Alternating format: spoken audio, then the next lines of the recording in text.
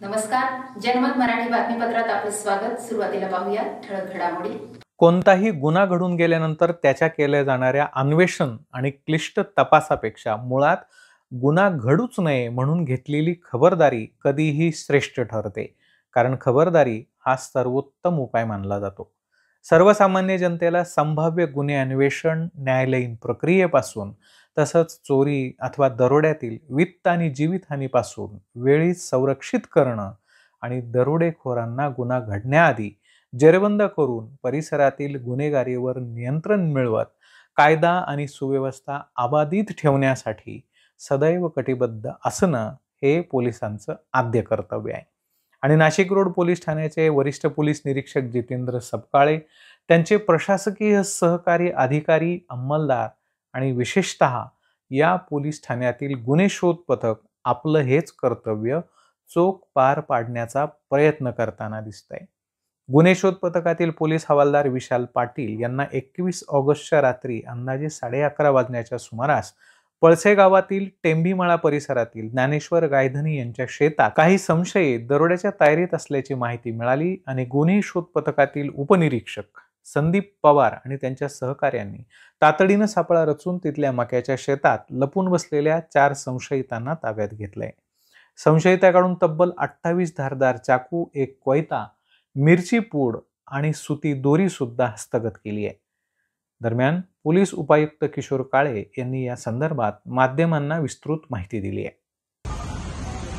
काल नाशिक रोडचे आमचे डीबीचे पोलीस कॉन्स्टेबल विशाल पाटील यांना मिळालेल्या गोपनीय माहितीनुसार त्यांनी ती माहिती आमच्या पी आय सपकाळे साहेबांना दिली आणि त्याच्यानुसार डीबी इन्चार्ज पवार साहेब आणि त्यांच्यासोबत टीम यांनी एक कुंभी ऑपरेशन त्या ठिकाणी राबवलं आणि त्याच्यामधून या गुन्ह्यामध्ये एकूण 4 इसम आहेत ज्यांची नावं निष्पन्न झालेली आहेत आणि एक इसम आहे जो नावं निष्पन्न झाली मात्र तो आता सध्या फरार आहे. असे एकूण 5 लोकांना, ज्याच्यामधले रवी भोई, शिवा वैदू, त्यानंतर विष्णू भोई आणि आकाश वैदू असे यामधील 2 आहेत राहणारे कल्याणचे आणि 2 आहेत राहणारे जळगावचे, असे 4 आरोपी आणि एक आरोपी आहे तो अजूनही फरार आहे.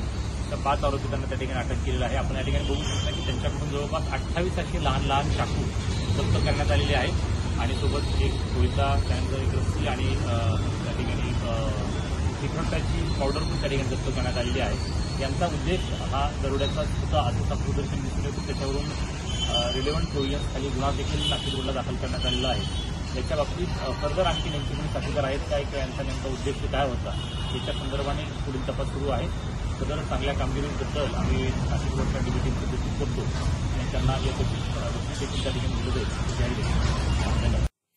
नाशिक रोड परिसरातील व रेल्वे स्टेशन लगतच्या ग्रामीण भागातील मागच्या काही काळात घडलेल्या चोरीच्या घटना आणि संशयितांचा जवळचा संबंध असण्याची दाट शक्यता पोलिसांकडून वर्तवली जात असून या टोळीचा अटकाव केल्यानं त्याचा सकारात्मक परिणाम भविष्यात दिसून येण्याची शक्यता नाकारता येत नाहीये.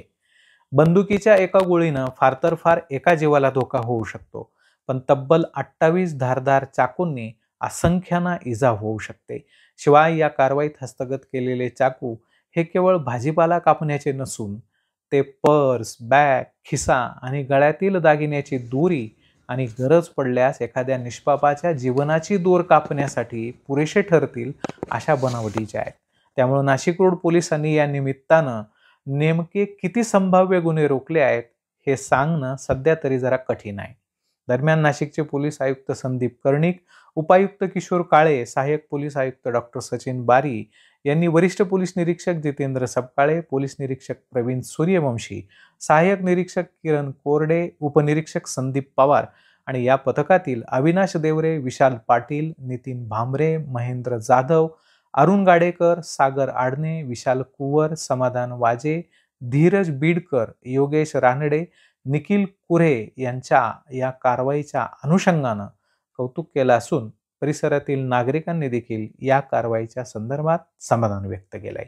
ब्युरो रिपोर्ट, जनमत मराठी न्यूज, नाशिक.